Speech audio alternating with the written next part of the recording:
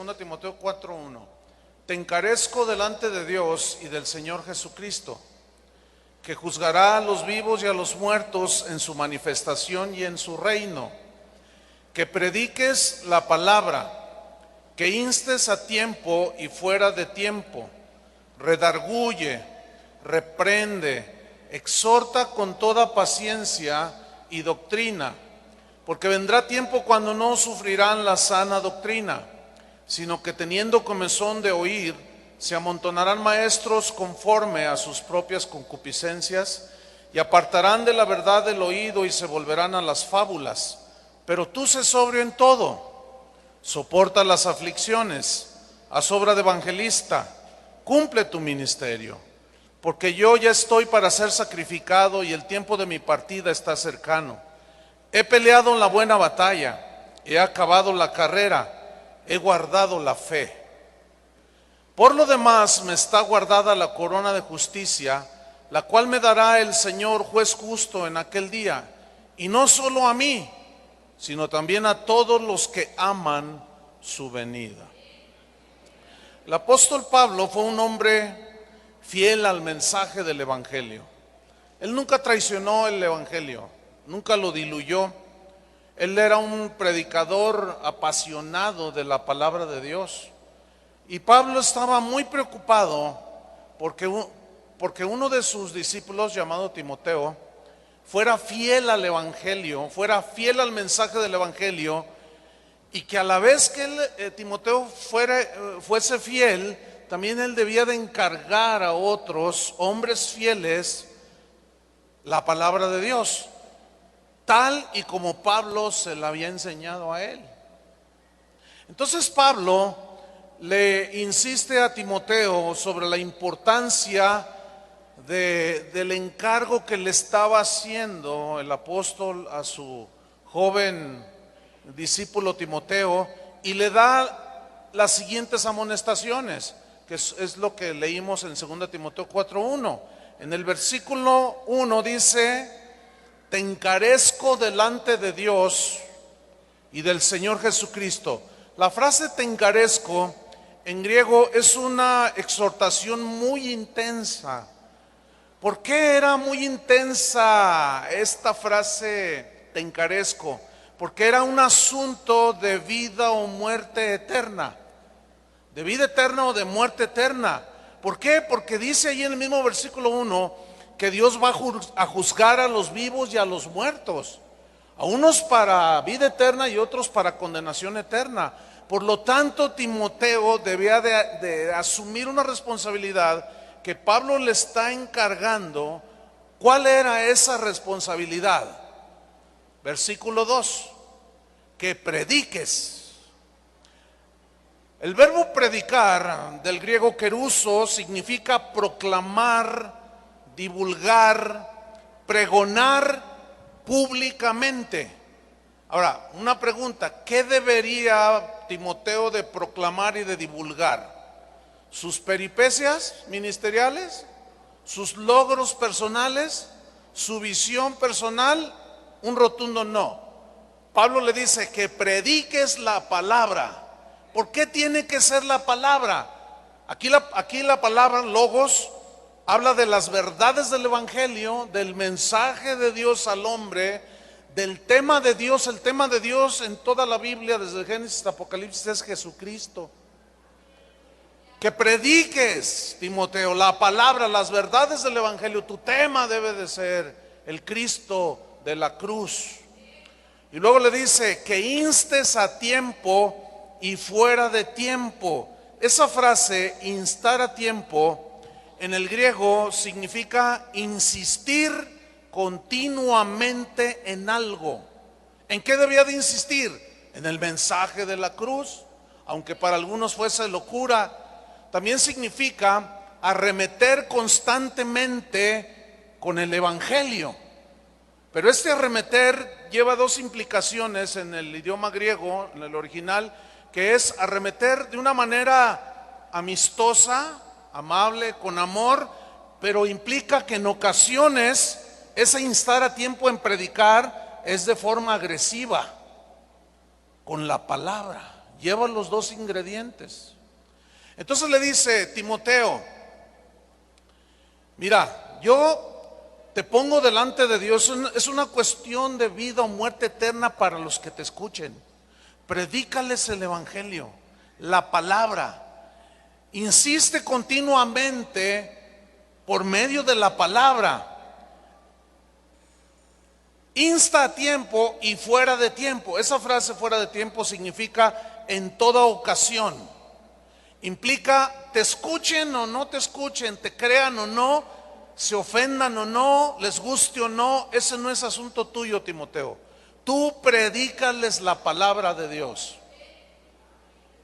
Pero luego viene un verbo ahí en el mismo versículo que dice redarguye.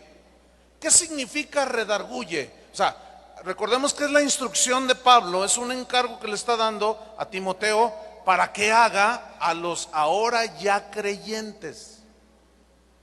¿Cuántos son ya creyentes?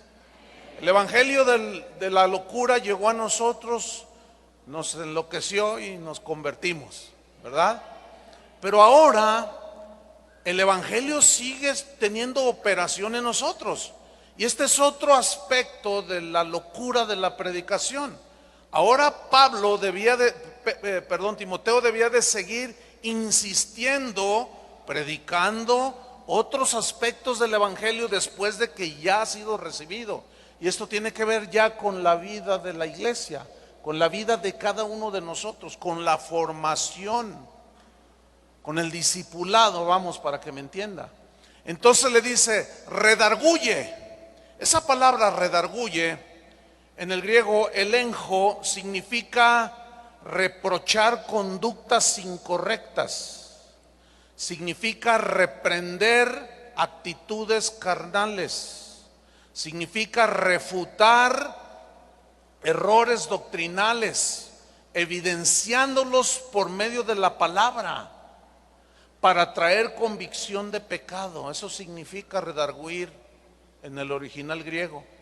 El asunto es que redarguir a los ya cristianos que han recibido la locura de la predicación, ahora resulta que para muchos que ya están metidos dentro de las iglesias, que ya somos salvos, ahora nos parece una locura que se nos diga y constantemente se nos esté recalcando y recordando y se nos esté reprochando conductas incorrectas, que el pastor esté duro y duro y duro y diciendo: no, hermanos, sigan al Señor, no sean idólatras, por favor. Y empieza ahí el pastor a redarguir, a evidenciar por medio de la palabra. Y ahora la gente que va a las iglesias y se sienta allí le parece una locura. Eso es una contradicción muy inentendible. Se supone que los que estamos aquí ya hemos aceptado al Cristo de la cruz, ¿sí o no? Bueno, una vez que somos salvos, ahora tenemos que ser formados a la imagen de Cristo. Y esto va a durar toda la vida, porque estamos también en una naturaleza con tendencia hacia lo malo, con malos hábitos, con pensamientos torcidos. Entonces la gente cree que porque ya es salva, llega y se sienta y quiere que sea todo puro amor, puro amor, puro amor. Pregunta: ¿cuántos tienen hijos así pequeñitos? ¿Cuántos tienen hijos? Ok. ¿Cuántas veces al día usted le redarguye? ¿Cuántas veces al día? Todo el día. Ya de tener a su hijo hasta acá, ¿verdad? No, hermanos, hay que entenderlo, porque es una incongruencia que después de ser salvos, bueno, ahora viene, repito, el proceso de formación, y es donde entra esta instrucción del apóstol Pablo a Timoteo, que era un pastor. Redargúyelos, Timoteo, ¿sí? Sus conductas incorrectas, reprende sus actitudes carnales. No permitas nada que vaya en contra de la doctrina que has aprendido, y evidencia todo esto por medio de la palabra, para traer convicción a los corazones de los ya cristianos. En 2 Corintios 11:1 Pablo dijo: ojalá me toleraseis un poco de locura. Porque los corintios decían: no, está loco Pablo, ¿cómo? Ya somos hijos de Dios, ¿ahora qué tiene que estarnos regañando y reprendiéndonos? Y Pablo dice: aguántenme un poquito de locura más, Dice: sí, tolérenme. Dice: porque os celo con celo de Dios, pues os he desposado con un solo esposo, para presentaros como una virgen pura a Cristo. Pero me temo que como la serpiente con su astucia engañó a Eva, vuestros sentidos sean de alguna manera extraviados de la sincera fidelidad a Cristo. Porque si alguno viene predicando a otro Jesús que el que os hemos predicado, o si recibís otro espíritu que el que habéis recibido, u otro evangelio que el que habéis aceptado, bien lo toleráis, bien que lo aguantas. Pero vengo yo y los exhorto con la palabra, y ahora me dicen que estoy loco. De plano que a veces las iglesias parecen manicomios. Porque por un lado la locura de la predicación que rechazan los de afuera, pero luego ya estando adentro nos volvemos locos como los de afuera. No, es que así no debe ser la predicación. La predicación debe de ser con amor. Sí, hay un aspecto que la predicación tiene que ser con amor, y también lo vamos a tocar, y con paciencia. Pero también estamos en formación, hermanos. No me diga que usted a sus hijos todo el día que los está reprendiendo: hijo, no te juntes con ese marihuano, te lo suplico, hijo, por favor. No me diga que así le dice a su hijo. Usted le dice: no te vuelvas a juntar con ese marihuano, ¿sí o no? Si no, no te voy a dar para tu domingo, o te voy a dar una disciplina, o qué sé yo. Eso, así es en la iglesia también. Luego le dice: redarguye, reprende. Esta palabra reprende en el griego significa censurar, significa prohibir, reprobar malas conductas, reprobar falsas enseñanzas. Hay gente que al no entender esto juzgan equivocadamente y dicen: no, esos predicadores de la disque sana doctrina, dicen, esos se la pasan criticando a todo mundo. No, es que no han entendido. Es que no han entendido. Una cosa es la crítica y otra cosa es la reprobación que te autoriza la palabra de Dios. No solo te la autoriza, te la ordena. Que los pastores, que somos como el papá en la casa, yo tengo a mis hijos, pero espiritualmente es nuestra responsabilidad hacer uso del evangelio para reprender conductas, falsas doctrinas, falsos pensamientos que agreden el evangelio. Pero el montón de locos que están ahí metidos no quieren oír eso tampoco. Entonces, ¿cómo está el asunto? No, tenemos que ubicarnos. ¿Entiende? Entonces, usted no sea como los niños, aunque hay algunos niños en Cristo que piensan como niños, juzgan como niños, hablan como niños. Pero algunos, si usted ya tiene sus 5, 8, 10 años en Cristo, usted ya no debe hablar ni pensar ni juzgar como niño, ¿verdad que no? Entonces le dice: reprende, censura, prohíbe, reprueba malas conductas y falsas enseñanzas. Pablo les dijo a los mismos corintios: os he escrito por carta que no os juntéis con los fornicarios. No absolutamente con los fornicarios de este mundo, o con los avaros, o con los ladrones, o con los idólatras, pues en tal caso os sería necesario salir de este mundo. Más bien os escribí que no os juntéis con ninguno que llamándose hermano.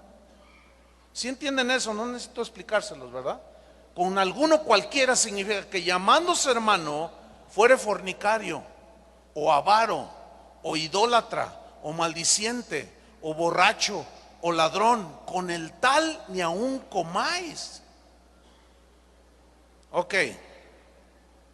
¿Están entendiendo que lo que estoy hablando está en la Biblia? ¿Sí o no? Ok.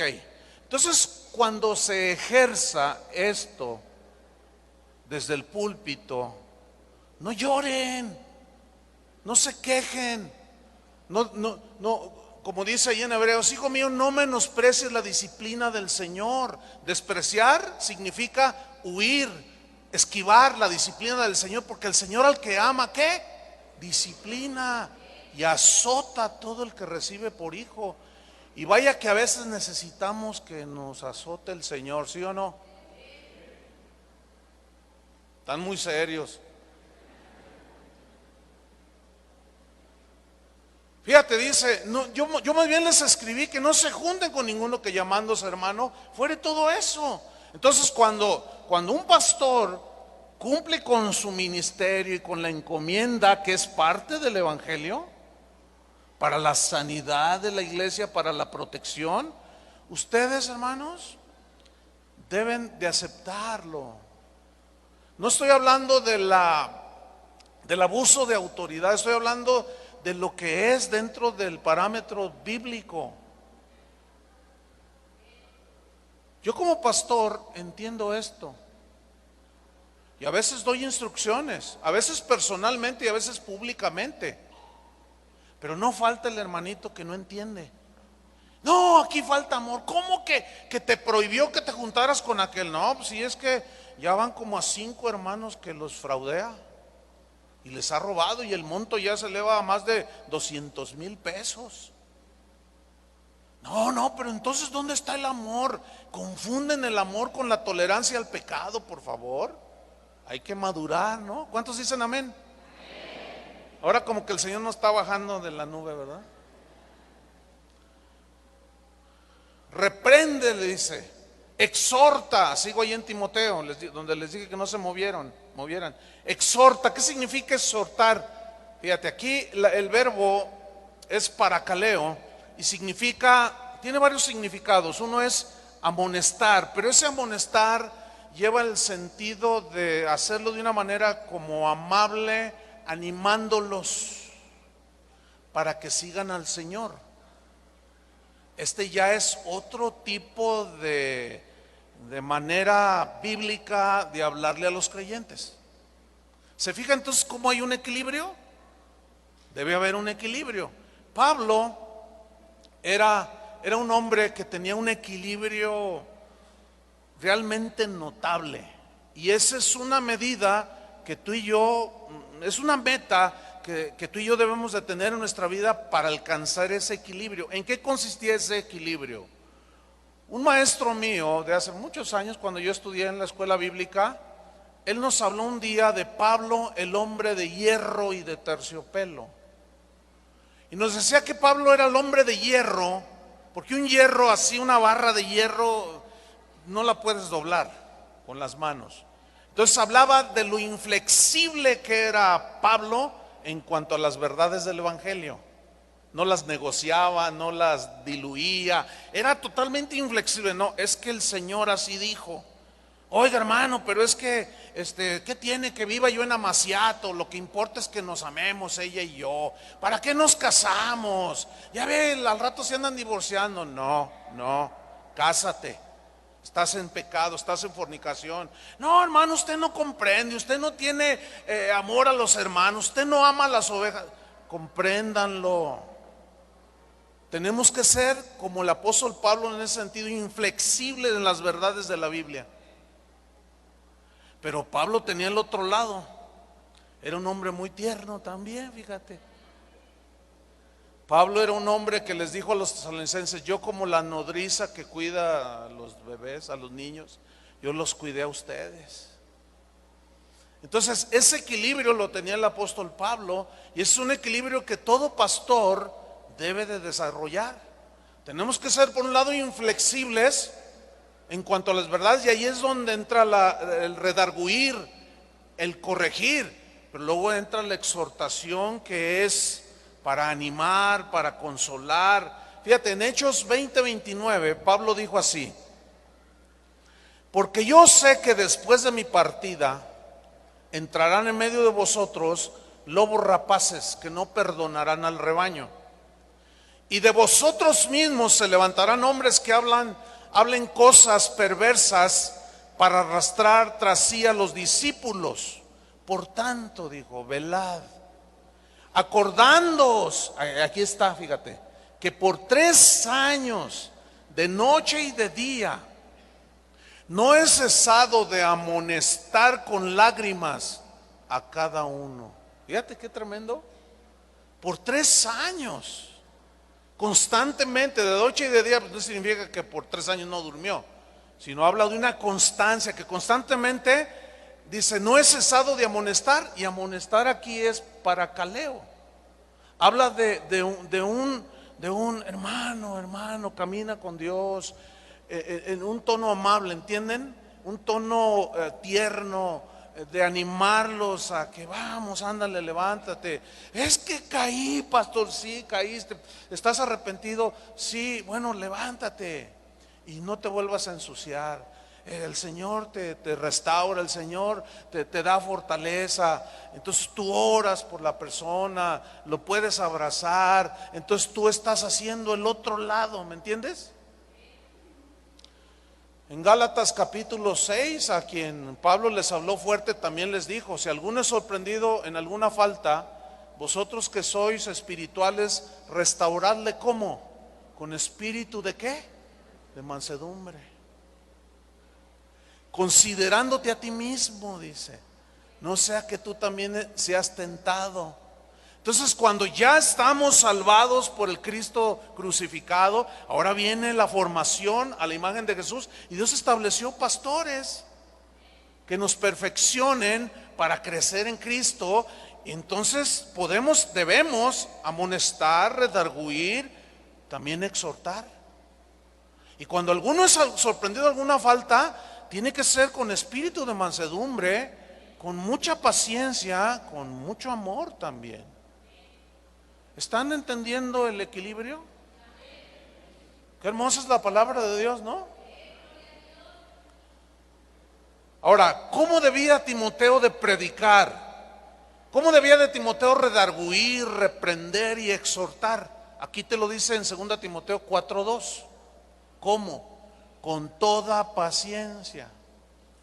Aquí la palabra paciencia es una palabra griega macrotumia, macro de enorme, ¿sí? Y significa paciencia ilimitada. Fíjate, esto tiene que desarrollar un pastor. Nosotros los que somos pastores tenemos que desarrollar la macrotumia. ¿Qué es la macrotumia? Paciencia ilimitada.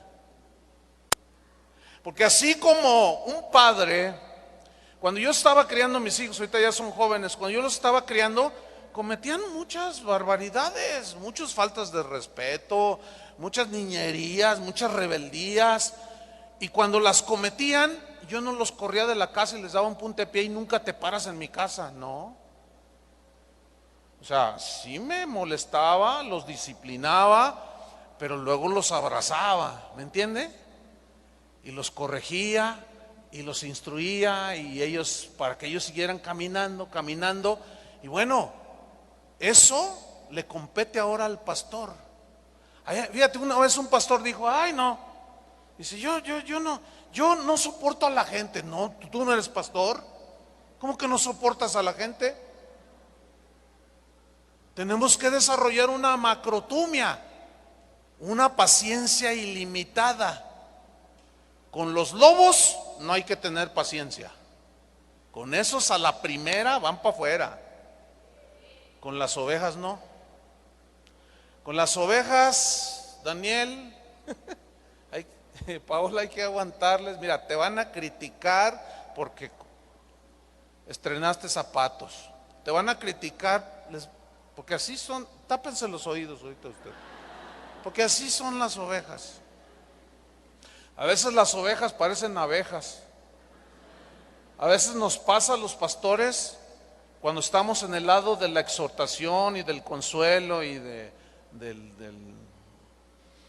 alentarlos, nos pasa como aquel hombre que iba en el campo y vio un charco de agua y vio a una abeja. Las abejas, ¿cuántos han comido la miel de la abeja? Pues es buenísima para todo, es un regalo de Dios para el hombre, esos insectos. Pero esos insectos tienen un aguijón.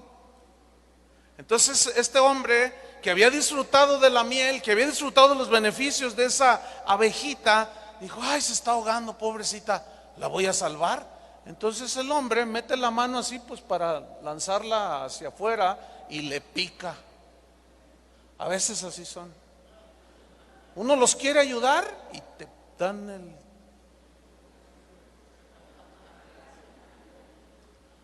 dan el aguijonazo. Y duele, el aguijón duele, ¿eh?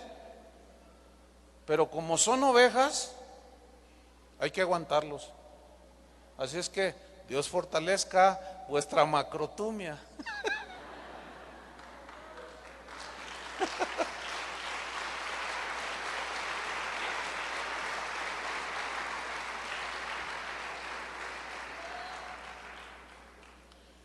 El alentarlos también es otra parte dentro de la formación por medio del Evangelio.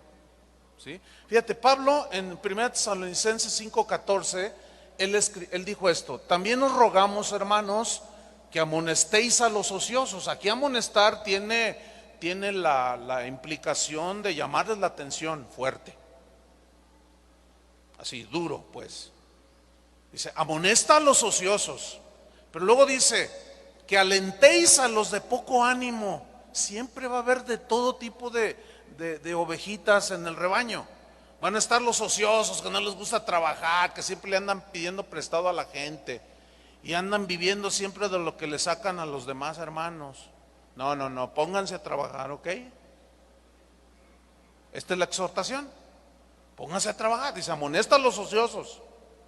Pero lo dice, alienta a los de poco ánimo. Siempre va a estar el hermano como el de la telenovela, que siempre está llorando, siempre está desanimado, son débiles. Hay gente así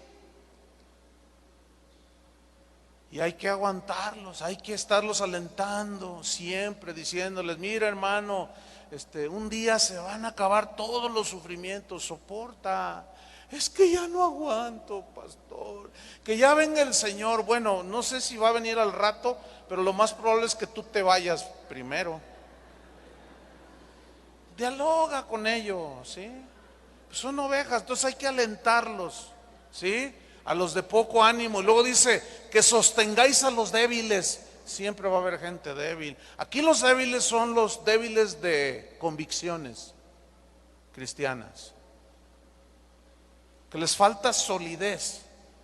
Entonces dice, fíjate qué tremendo, dice, sosténlos a los débiles.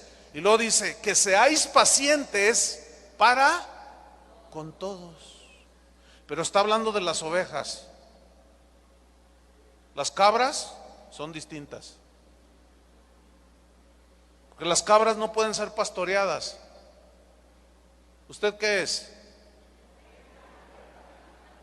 A ver, diga cómo hacen las ovejas.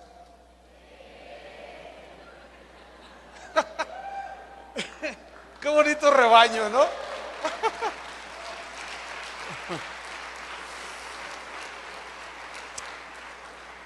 Aunque haya algunos que parecen corderos, pero hablan como, ¿se acuerdan en Apocalipsis lo que dice? Parecía un cordero, pero hablaba como dragón. No, es que también se mezclan entre nosotros falsos hermanos que dicen ser, pero no lo son. Y con esos que son cabras, o se convierten o van para afuera. Con esos no hay paciencia, porque a menos que se conviertan, entonces sí. Entonces fíjate, les dice, reprende, exhorta, redarguye, ¿cómo? Con toda paciencia. Pero hay otro elemento. ¿Y qué dice? Doctrina. Sigo allí en 2 Timoteo 4:2. Con toda paciencia. ¿Y qué dice? Doctrina. Ok, aquí doctrina significa la palabra de Dios, la enseñanza bíblica. Ahora, ¿por qué le dice esto a Timoteo? ¿Por qué le dice que haga todo esto? Que lo redarguya, que los reprenda, pero a la vez que los anime, que los levante, que tenga mucha paciencia y que lo haga por medio de la palabra. O sea, toda exhortación tiene que estar fundamentada en la palabra. Toda redarguición, toda reprensión tiene que estar sustentada en la palabra. Nosotros no debemos de ser autoritarios, abusar de la autoridad, aunque a veces como seres humanos podemos fallar. Y ahí es donde ustedes también tienen que tener macrotumia. ¿A poco creen que nada más nosotros? También la paciencia es un fruto de todo cristiano, ¿sí o no? Entonces nos necesitamos. Somos el rebaño del Señor. No se les olvide que los pastores también somos ovejas. Somos ovejas también. Que nos tocó un papel de pastorear, bueno, esa es la diferencia tal vez. Pero fíjate, con toda y paciencia y doctrina. ¿Por qué les dice esto? Versículo 3, 2 Timoteo 4:3. La razón es esta: porque vendrá tiempo cuando no sufrirán la sana doctrina. Aquí el verbo sufrir,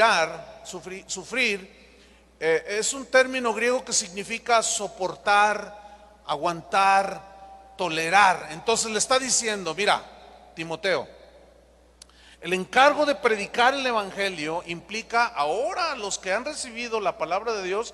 El evangelio sí va a seguir formándolos.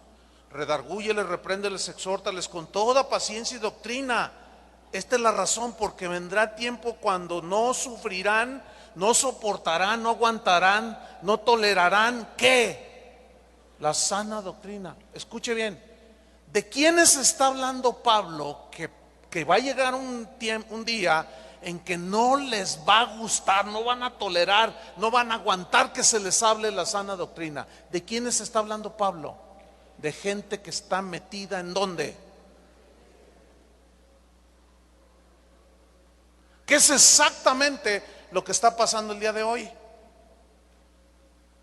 Es exactamente lo que está pasando. Pero escuchen, ya estaba profetizado, ya estaba la advertencia bíblica. Es increíble que un predicador que predica el evangelio vaya a una iglesia y les predique sobre la negación del yo, sobre el morir al yo, sobre el agradar a Dios y no a los hombres, sobre el morir a tus sueños y visiones y revelaciones y no sé cuánta cosa, y haz la voluntad de Dios, muere a ti mismo para que puedas salvar tu vida. O sea, el evangelio, y se enojen. Es inconcebible. ¿Qué volvió la locura de allá afuera y se metió adentro? Parece que eso es lo que ha sucedido. Ya no les gustará, va a llegar un tiempo que no les va a gustar, no van a tolerar la sana doctrina.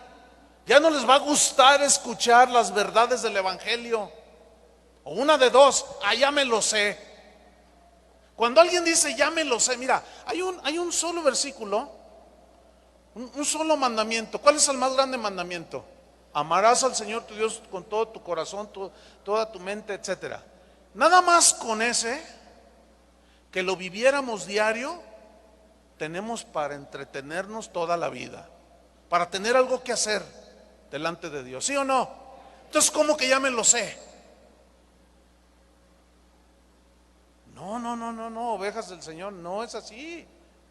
Hay tantas verdades del evangelio que nos forman, que nos retan, que nos humillan, que nos transforman, que nos alientan, que nos sanan físicamente, que nos dan un azote. Y Dios todavía sigue preparando peces para que se traguen a los desobedientes. Entonces, cuando escuchas a un predicador que dice: no, nosotros ya no debemos de sufrir, todo debe de ir viento en popa, estás escuchando una media verdad, y una media verdad es una mentira.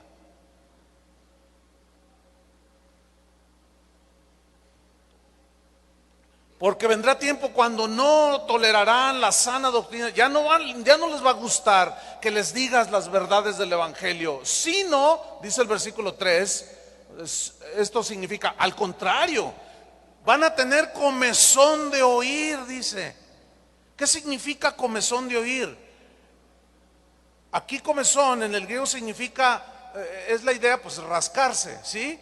pero sabemos que el rascarse produce una sensación agradable cuando tienes alguna comezón, ¿sí o no? Y te rascas y dices, ay, qué rico, ¿verdad? Se siente. O sea, es un gusto, da cierto placer cuando te rascas la espalda que, ay. Entonces, metafóricamente, ¿qué está diciendo? Van a tener una ansiedad de oír solo lo que les gusta, solo lo que les conviene. Lo único que van a querer es tener sensaciones agradables, bonitas. Les va a gustar solamente escuchar cosas que les hagan sentir placer. ¿A quién no le gusta escuchar cada domingo que Dios lo quiere hacer rico y que le quiere dar la mejor casa de Pantitlán? ¿A quién no le gusta, dígame? ¿A qué ser humano en la carne, en la naturaleza caída, en la naturaleza humana, no le gusta que le digan, Dios te va a dar la mejor casa de Pantitlán? Dígame, ¿a quién no le gusta? Entonces, la gente va ahora a las iglesias a que le rasquen, a sentir cosas bonitas, nada más. Pero cuando llega un predicador que predica el evangelio, dicen que está loco, que se volvió fariseo, criticón. La locura se volvió a meter, la locura del mundo se volvió a meter a la iglesia. Entonces esto dice, teniendo comezón de oír, fíjate, qué tremendo, se amontonarán maestros conforme a sus propias concupiscencias. Aquí la frase se amontonarán significa que se encimarán, serán tantos los falsos maestros, las falsas doctrinas en los tiempos finales que se amontonarán. ¿Qué no es eso lo que estamos viendo el día de hoy? Cristianos tenemos que ser como los de Berea, comprobar que lo que estamos escuchando lo comprobemos en la Biblia para ver si esas cosas son así. Pero ese corazón noble se ha perdido dentro de la iglesia. ¿Qué es lo que abunda el día de hoy? Precisamente gente amontonada, hasta se pelean. Mire, yo los he visto en vivo y en persona, detrás del escenario, donde nadie ve.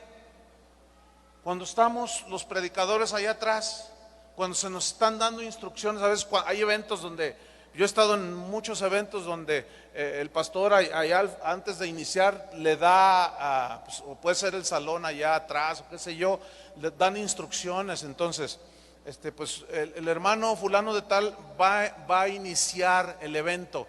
Y luego, ¿y por qué no yo?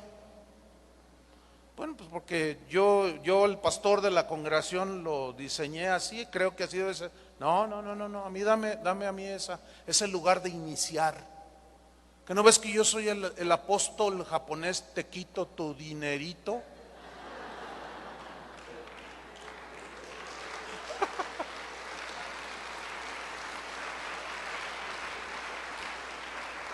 ¿Que no sabes quién soy yo? ¿Que no sabes que yo soy el que inauguro los mejores eventos mundiales? Yo he estado en reuniones así, hermano. Nomás los ves así peleándose unos contra otros. Se amontonan. Espantoso, hermano. Pero fíjate lo que dice. Se amontonarán esos maestros conforme a sus propias concupiscencias. ¿Qué quiere decir concupiscencias? En el griego significa deseos malos, avaricia, codicia. O sea, ellos no sirven al Señor con su corazón, ellos están pensando en la ganancia. Las escrituras son amplias en advertencia contra este tipo de personas, que hoy es una invasión. Pedro, por ejemplo, dijo, pero hubo también falsos profetas entre el pueblo, como habrá entre vosotros falsos maestros, que introducirán encubiertamente herejías destructoras, y aún negarán al Señor que los rescató, atrayendo sobre sí mismos destrucción repentina, y muchos seguirán sus disoluciones. Eso es lo trágico. Por eso la amonestación, ¿entienden? Por eso la amonestación, por eso la reprensión, por eso el redarguirlos. para que vuelvan a la senda antigua, a la sana doctrina. Porque dice, muchos seguirán sus disoluciones, y por causa de los cuales, de estos falsos, el camino de la verdad será blasfemado, y por avaricia, dice, harán mercadería de vosotros con palabras fingidas. Pedro siguió diciendo, tienen los ojos llenos de adulterio, no se sacian de pecar, seducen a las almas inconstantes, los engañan bien fácil.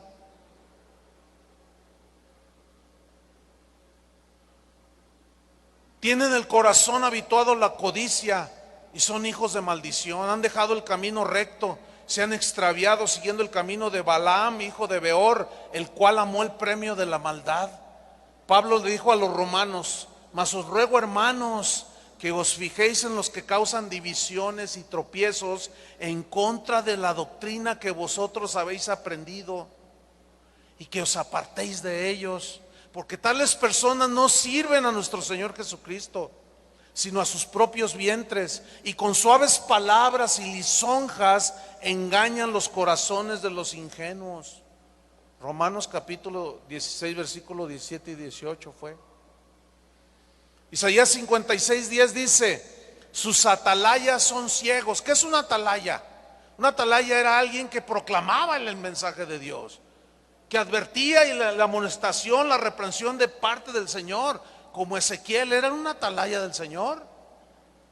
Y le dijo, ve y amonesta a mi pueblo. Si yo te digo, ve y amonesta a mi pueblo, y tú no vas, y ellos mueren en su pecado, te voy a demandar su sangre de su mano, de tu mano.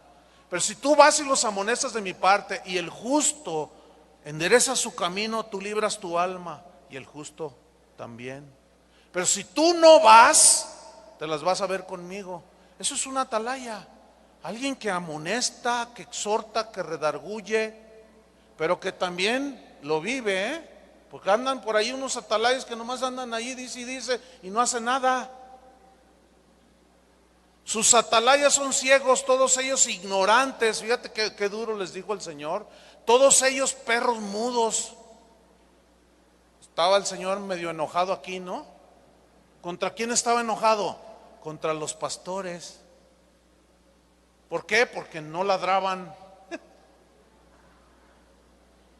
porque no daban la advertencia, porque no redarguían y toleraban todo a Israel. Se postraban ante los ídolos y dicen, pues quién no, ay, todos pecamos, a ver, el que esté libre de pecado tire la primera piedra, y confunden todo. Dice, no, sus atalayas son ciegos, todos ignorantes, todos ellos perros mudos, no pueden ladrar. Soñolientos. ¿Qué soñolientos? Que están así todos, ay, como Elí, ¿se acuerdan? Oye, Elí, tus hijos andan, ay, y luego ahí va con sus hijos, hijos, agarren la onda. Se oye que ustedes fornican con las, allá atrás del altar. Cálmense ya, por favor. No, hombre, qué tibieza. ¿Ah? Bueno, hay pastores que son como perros mudos, no dicen nada. ¿No será que estarán haciendo lo mismo? Yo no sé, pero ahí hay una reprensión para nosotros. Dice, soñolientos, echados, dice, aman el dormir. Qué feo nos está diciendo el Señor ahí. Esto es para nosotros. Versículo 11 de Isaías 56. Y esos perros comilones son insaciables, y los pastores mismos no saben entender. Todos ellos siguen sus propios caminos, cada uno busca su propio provecho, cada uno por su lado. No, hermanos, los pastores que están aquí, nosotros no podemos hacer lo que nos da nuestra gana, ni lo que nos gusta o no nos gusta. Estamos para hacer la voluntad del Rey, ¿sí o no? Porque también nosotros los pastores, para nosotros también es el evangelio de la negación, Para nosotros también es el evangelio de la humillación, y para nosotros también es el evangelio de reconocer nuestros errores. Nosotros entramos también ahí. Entonces, no debemos de satisfacernos a nosotros mismos, porque a veces los pastores decimos, yo voy a hacer una iglesia así y así y así, porque me gusta así y así. No, ¿cómo que porque me gusta así y así? No, No, las instrucciones ya están dadas. ¿Quién es el dueño de la iglesia? ¿El pastor o Cristo? ¿Quién murió por la iglesia? ¿Quién la compró con su sangre? ¿De quién es la iglesia? ¿Qué somos nosotros? Siervos. Y siervo en la Biblia es esclavo. ¿Qué es un esclavo? El esclavo no tiene derechos. El amo no le dice, ¿qué te gusta?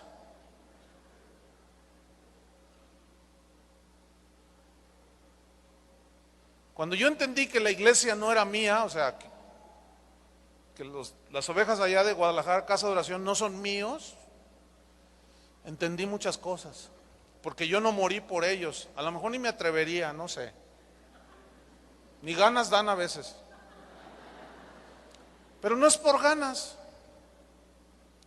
Entonces, como Él es el dueño de la iglesia, Él ya dejó cómo se debe de edificar la iglesia. No tenemos que inventar el hilo negro del evangelio, pastores, predicadores. Ay, traigo una revelación, ya no cenes tantos tacos. Ya no vayas tanto con el chendo. Ya deja tus revelaciones y ponte a estudiar la Biblia.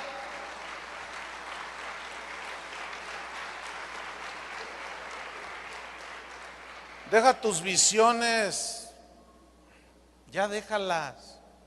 Deja que sea la palabra la que te instruye. Cuando tú la estudias, la escudriñas, y vas a ver cómo vas a tener la visión de Dios y no tus propios sueños y visiones. Porque con eso de que Dios me dio una visión y un sueño, hay cada loco que párale de contar. No, hermanos, no es así. Ahora, fíjense entonces, volvamos a Timoteo para irnos sobre el final. Ahí está, Timoteo, te encarezco delante de Dios. Es un encargo de vida o muerte, porque Él va a juzgar a los vivos y a los muertos, y a los que se salven se van a ir con el Señor por la eternidad. Por eso en otra parte le dijo, Timoteo, cuídate de ti mismo y de la doctrina, porque haciendo esto te salvarás a ti mismo y a los que ¿qué? Te oyeren. Qué responsabilidad, hermanos. Mire, yo cada domingo, cada que hay reuniones generales, yo voy llegando, la iglesia de nosotros está en una avenida muy transitada. Entonces yo voy llegando y yo veo a la gente, los que van en el microbús o en el tren, etcétera. Yo los veo que cómo van con sus hijitos y llevan sus Biblias y van caminando rumbo a la reunión. Y siempre es algo que, no sé, por años, yo los veo y no sé, me conmueve. ¿Me entiende? Me conmueve porque digo, esa gente va a adorar a Dios y están esperando una palabra que venga de Dios. Y si yo me la pasé viendo películas el sábado en la noche y luego agarré por ahí un mensaje de no sé quién, me lo pirateé ahí de internet, no sé qué, y luego yo llego allí, ay hermanos, estuve orando toda la noche y no tengo nada que darles, pero el Señor, ya ven, Dios es fiel. A ver, de Tin Marín, de Don Pingüe, a ver, abra su Biblia ahí donde caiga, que al cabo ya ve que el Señor dijo que no penséis lo que vas a decir, que el Señor dará palabra en ese momento, el Espíritu dará palabra que hablar, y confunden todo. Y luego empieza hablando de la negación de ti mismo y termina sacándote todos los billetes. Y hablan sin ton ni son, sin una dirección bien encauzada en el mensaje. Y hablan de todo y no le tiran a todo y no le pegan a nada. No, pastores, no. Esas ovejas que están ahí, esos niños que están en sus salones, merecen respeto. Ellos valen la sangre de Cristo. No pisoteemos la sangre de Cristo con irresponsabilidades. No se vale. Entonces dice, ¿cuáles son las consecuencias de que se amontonan maestros y todo este asunto? 2 Timoteo 4:4. Ahí están las consecuencias. Si ellos solo escuchan cosas que les agraden, ellos apartarán de la verdad del oído y se desviarán ¿hacia dónde? A las fábulas. Aquí la palabra fábulas en el griego es mutos. de donde se deriva la palabra mitos. ¿Qué es un mito? Un mito es un cuento que surgió de la imaginación de una persona. Eso es un mito, algo que alguien inventó. No, y ahorita hay una de mitos, parece que como que la mitología griega volvió a meterse, pero ahora dentro de la iglesia. Por ahí vi el otro día un video de una señora que está ahí, que se dice profeta, y pone un cuadro que según eso ella los pinta. Entonces dice, fíjese que Dios me ha dado el don de pintar, entonces yo pinto. Entonces me dijo, mira, pinta este ángel. Entonces yo lo pinté. Entonces el Espíritu, dice, me habló y me dijo, mira, aquel que tenga este cuadro en su sala va a espantar a los demonios. El que esté sano y entre donde está este cuadro, donde está este ángel, se va a sanar. Entonces, hermanos, así dice el Señor, y empieza a profetizarles. Y luego les dice, y todo el que quiera un cuadro como este, están allá a la salida, valen $2,000 cada uno. Y tú dices, ay, ¿quién será tan torpe, tan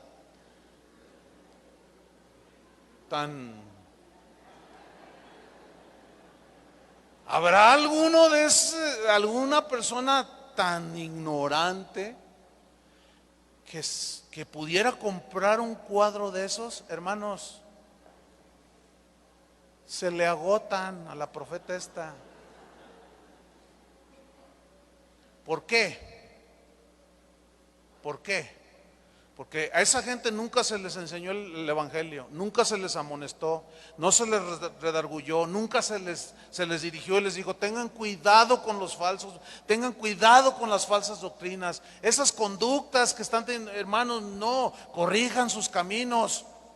Llega cualquier profeta por allí, los embauca, los engaña y hacen mercadería de vosotros, con palabras fingidas. Eso significa, se apartarán de la verdad del oído y se volverán a las fábulas. Y ya te los imaginas llegando a su casa con el cuadro, o con el pañuelo ungido del sudor del profeta, o con el saco de no sé quién, y ay, ¿verdad? O con el cuadro y ay, ¿verdad? Y lo pone allí, ay, este es el cuadro espantademonios. No, es que es increíble que haya gente que va a iglesias cristianas que crean esos mitos. Y puedo enumerar una de mitos impresionantes. Entonces Pablo le sigue diciendo en el versículo 5, 2 Timoteo 4:5, pero tú sé sobrio. ¿Qué significa ser sobrio? En todo, estar en tus 5 sentidos, eso significa estar sobrio. Lo contrario de sobrio, ¿qué es? Ebrio. Tú, Timoteo, debes de ser sobrio en todo, en tus 5 sentidos, bien alerta. Soporta las aflicciones. Pero ¿cómo? Si soy un ministro de Dios, yo tengo que disfrutar del evangelio. Soporta las aflicciones, porque no es fácil dar el mensaje de la cruz, porque hay muchas reacciones. Soporta las aflicciones, haz obra de evangelista, eso significa predícales el evangelio, cumple tu ministerio. Y lo dice el versículo 6, porque yo ya estoy para ser sacrificado y el tiempo de mi partida está cercano. Fíjate el versículo 7, he peleado la buena batalla. Aquí pelear es un verbo agonizomai en el griego y significa luchar por algo hasta la agonía, agonizar hasta el cansancio. Ahora, ¿cuál era la razón de la agonía de Pablo? Predicar el evangelio. O sea, lo predicaba estando sano, estando enfermo, como con los Gálatas. Por causa de una enfermedad, oh Gálatas, yo les prediqué, me quedé, no pude viajar y allí les prediqué el evangelio. Él agonizaba. Eso significa he peleado la buena batalla. Entonces le está diciendo Timoteo, tienes que predicar el evangelio aunque llegues al grado de agonizar. Timoteo, mira hijo, he contendido, he defendido el evangelio, me esforcé en la gracia de Dios, cumplí, Timoteo, ahora te toca a ti cumplir. Pelea tú también. Pelea la buena batalla, dice. La frase buena batalla significa honradamente, íntegramente. En otras palabras, Timoteo, yo peleé honradamente, íntegramente, conforme a las reglas del ministerio. Yo peleé la buena batalla, yo peleé la carrera del ministerio y la he acabado. He acabado la carrera, dice. Esta frase significa cumplir con el encargo. En otras palabras, Timoteo, mira, yo ya estoy pronto para partir. Dice, ya está, Dios me ha revelado, dijo, mi sacrificio. Saben que Pablo murió decapitado, ¿no? Pablo está diciendo que Dios le reveló cómo iba a morir. Yo quiero que noten que el apóstol Pablo no oró y dijo, no, Señor, yo quiero morir con la Biblia abrazada. No hay cristianos tan superficiales, ¿cómo se dice? Tan frívolos. Esa es la palabra. Que dicen, ay, mi oración es, yo no quiero morir matado por un Z. Yo no quiero morir atropellado por el metro de la Ciudad de México. Yo no quiero morir de cáncer. Yo quiero morir, Señor, esa es mi oración, morir con la Biblia abrazada. ¿Y qué si Dios dice otra cosa? Hermano, no hay que ser tan frívolos. La muerte es muerte. ¿Quién está más muerto? ¿Uno que apachurró el tren? ¿O alguien que se murió de 180 años? ¿Quién está más muerto de los dos? No hay que ser tan frívolos. No, y hay toda una predicación que hablan sobre eso, ¿eh? Dios te va a conceder los deseos de tu corazón. ¿Cómo quieres morirte? Por cierto, mi abuelo murió abrazando la Biblia. La tenía abierta en el Salmo 23. Pero bueno, así murió mi abuelo. Pero Pablo dijo, a mí Dios me ha dicho cómo voy a morir. El tiempo de mi partida está cercano. Y fíjate, Dios le reveló cómo iba a morir, decapitado. ¿Qué hizo Pablo? Aceptó la soberanía de Dios. ¿Por qué? Porque él sabía que morir era ganancia. No importaba la manera en que uno muere. Lo importante es que si al morir somos hijos de Dios, ya es ganancia, ¿sí o no? Para mí el vivir es Cristo y el morir es ganancia. Y yo he visto cuando se mueren cristianos, a veces el pastor que está ahí oficiando dice, ay, gracias hermanos por estar con nosotros en este evento tan feo. Tenemos la lamentable pérdida del hermano. No, no es pérdida. Y decimos lo contrario y enseñamos mal. Es la ganancia para él, claro, para el que se murió, porque ya está mejor que nosotros, ¿sí o no? Entonces Pablo no se fijaba en esas cosas. Él se fijó en terminar el propósito por el cual Dios lo había llamado para ser apóstol. He acabado la carrera, he cumplido con el encargo. Timoteo, yo cumplí mi tarea, ahora te toca a ti, Timoteo. Pablo dijo en otra parte a los corintios, ¿no sabéis que los que corren en el estadio, todos a la verdad corren, pero uno solo se lleva el premio? Corred de tal manera que lo obtengáis. Todo aquel que lucha, de todo se abstiene. Ellos a la verdad, o sea, los corredores en el estadio, para recibir una corona corruptible, pero nosotros una incorruptible. Así que yo de esta manera corro, no como a la aventura, al ahí se va. De esta manera peleo, no como quien golpea al aire, no, sino que golpeo mi cuerpo, o sea, lo sujeto, lo pongo en servidumbre, controlo mis emociones, mis malos sentimientos, me someto a Dios, no sea que habiendo sido heraldo para otros, yo mismo venga a ser eliminado del ministerio. Y termina diciendo, he acabado la carrera, he guardado la fe. Qué frase, hermanos. He guardado la fe. Aquí guardar la fe significa retener algo fielmente, abrazar algo sin soltarlo. ¿Qué fue lo que Pablo abrazó sin soltar en toda su vida, durante toda su vida? Las verdades del Evangelio. Eso significa guardar la fe.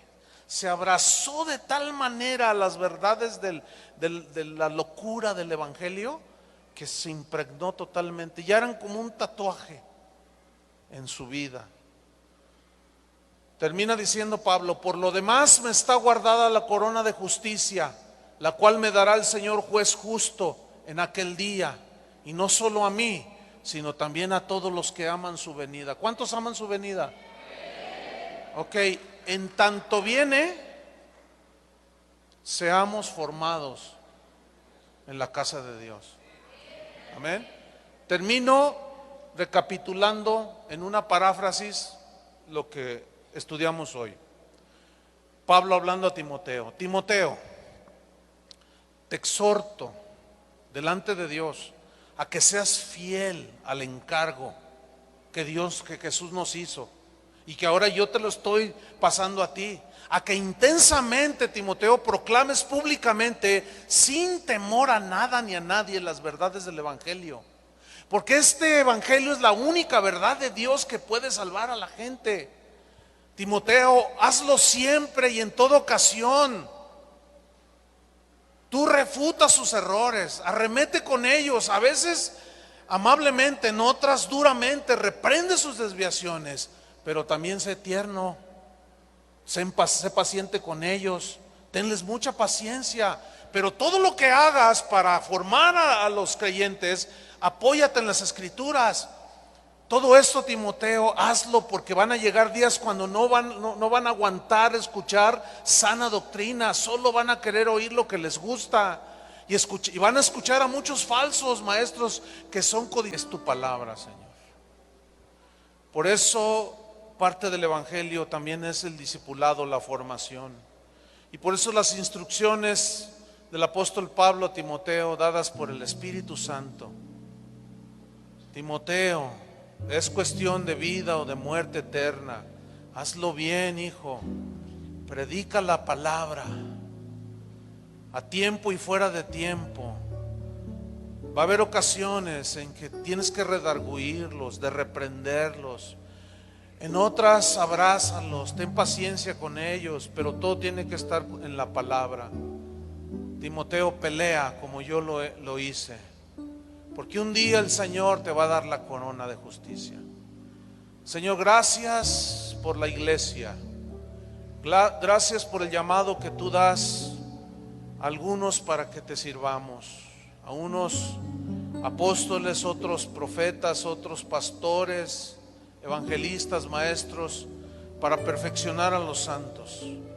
Cuando cada uno de estos oficios cumpla su llamado, entonces el cristiano es perfeccionado. Tus hijos son llevados hacia la madurez. Tenemos que ir hacia la madurez, Señor. No podemos quedarnos en la inmadurez, tenemos que crecer. Y tú dejaste en tu palabra los lineamientos. Señor, te damos muchas gracias. Oramos, Padre, para que esta palabra que ha sido predicada quede bien guardada, Señor, bien sembrada en nuestros corazones, y comience a germinar, comience a crecer y a dar fruto, y seamos formados cada día a la imagen de Cristo. Gracias, Señor, por la vida de Daniel, de su esposa Paola, de los que tú has tenido a bien, Señor, venir y haberlos confrontado con el verdadero evangelio, y ellos haber tomado, Señor, la decisión por gracia de seguirte a ti, Señor, y de darles la espalda a todo aquello que no viene de ti, Señor. Y eso ha sido un reto que ha traído confrontación, que ha traído críticas, calumnias, pero sabemos que el que te sigue a ti, que el que camina en Cristo es una nueva criatura. El que te sigue a ti está en el camino, tiene la verdad y tiene la vida eterna. Gracias, Señor, porque tú añadirás cada día a esta iglesia los que han de ser salvos. Pero oramos, Señor, también para que cada reunión que haya en este lugar, tus ovejas sean alimentadas, sean redarguidas, reprendidas, consoladas, alentadas. Da sabiduría a los pastores, Señor, y da nobleza de corazón a las ovejas también, Señor. Te lo pedimos todo en el nombre de aquel que murió en la cruz para acercarnos a ti. Y por esa cruz, que muchos le llaman locura, por ese Cristo, por ese Jesús que fue sin pecado, tenemos entrada al lugar santísimo por la sangre del Cordero de Dios, que limpió nuestros pecados y que ahora nos sigue formando. Somos barro en sus manos. Gracias te damos, Padre. Recibe toda nuestra gratitud, nuestra alabanza, y te damos toda la gloria, Señor, en el nombre del único merecedor de todo, Jesucristo, el Hijo de Dios. Amén.